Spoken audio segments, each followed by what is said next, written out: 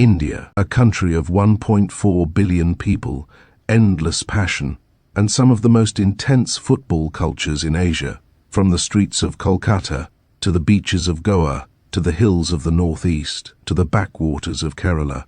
Football isn't just a sport, it's an emotion. And yet, India still struggles to qualify for the AFC Asian Cup, a continental tournament where even countries with a population smaller than one Indian district outperform them. Why?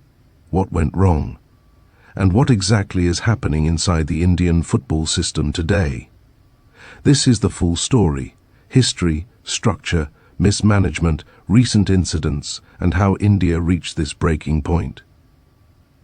Ladies and gentlemen, welcome to The Hidden Pages. Indian football was not always in the shadows. In the 1950s and 60s, India was considered the Brazil of Asia. They finished fourth in the 1956 Olympics. They won multiple Asian Games gold medals.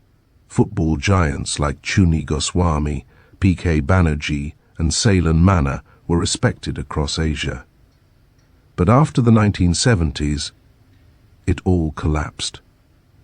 As the world modernized football, India stopped evolving. Youth development never scaled. Professional leagues came too late. And administration became slow, political, and outdated. While Japan and South Korea were building scientific academies, India was fighting federation disputes and running with almost no grassroots structure. Today, India's biggest issue is very simple. The talent pool is huge, but the talent system is tiny. Here's why. 1. Weak grassroots and youth development. Kids don't get structured coaching early. No mass academy network. Most players develop late, around 16 or 17, when it's already too late internationally. 2. Shortage of qualified coaches. Top Asian countries have thousands of licensed youth coaches. India, far fewer, and most schools don't have professional level training. 3. Poor football infrastructure beyond hotspots, states like West Bengal, Goa, Kerala, Manipur, Mizoram, Meghalaya produce almost all national talent. The remaining 90% of India barely has a pipeline. 4. No strong player export culture. Japan sends kids to Spain. Korea sends kids to Germany. Even Southeast Asian countries now send players abroad. India, very few players ever play in top foreign leagues, which slows development. 5. Cricket dominates everything. Money, media, sponsors, politics. Cricket is king. Football's financial power is tiny in comparison. For a decade, Indian football has been stuck between two leagues. I-League, traditional clubs with history. ISL, franchise-style modern league. Instead of building one strong pyramid, Indian football spent years fighting internally. This battle created confusion for players, no promotion and relegation, uneven competition, limited playing minutes, short seasons, unclear structure for investors, and all this weakened skill development at the national level. Here's where things get serious. The AIFF, India's federation, has faced repeated issues, legal battles over its constitution, interference allegations, commercial disputes with its league partner. Accusations from club owners about poor planning, slow decision-making, lack of transparency in grassroots spending.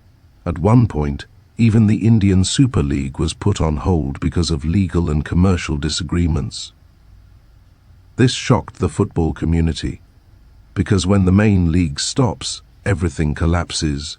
Players lose match fitness, coaches lose planning cycles, clubs lose revenue, young talents lose visibility.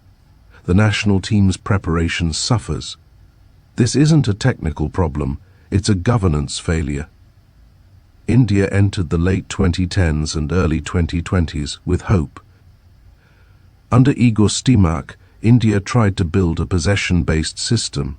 There were improvements, but never consistency. Then came a series of setbacks. 1. Disappointing Asian Cup performance.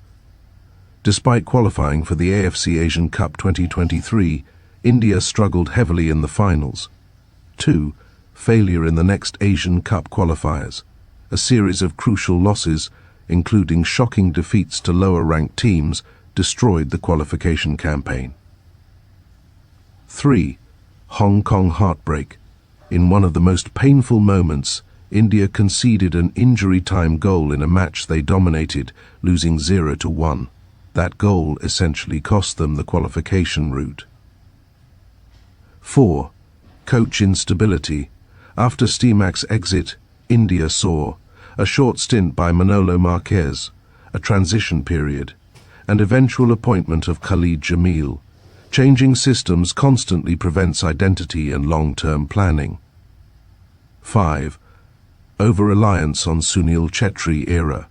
For nearly 20 years, India depended on one man, Sunil Chhetri.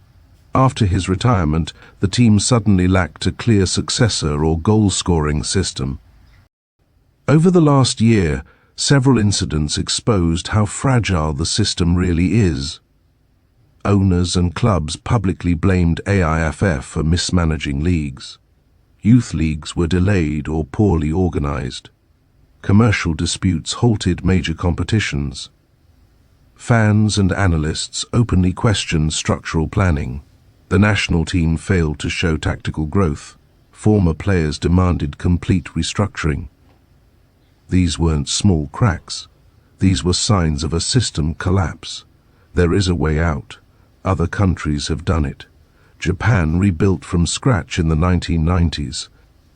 Qatar created a modern academy network. Vietnam introduced nationwide youth leagues. India can fix this with stable governance, no league pauses, no commercial wars. Clear long-term planning, one integrated league pyramid, with promotion, relegation and a full calendar. Massive investment in grassroots. Hundreds of certified youth coaches. Academies in every state. Mandatory youth minutes in leagues. Give young Indian players real game time. Player export programs. Send 20 to 30 top Indian U18 seconds abroad every year. Sports science revolution. Fitness, nutrition, analytics. Modernize everything. Give this 5 to 10 years, and India will rise. Indian football is standing at a crossroads. One road leads to another decade of frustration. The other leads to the rise of a footballing nation with unbelievable potential. The question is simple. Will the system finally change, or will the next generation of Indian talent be lost the same way the previous ones were? Only time and leadership will tell. Let us know your opinions. And don't forget subscribe our channel for more forgotten stories.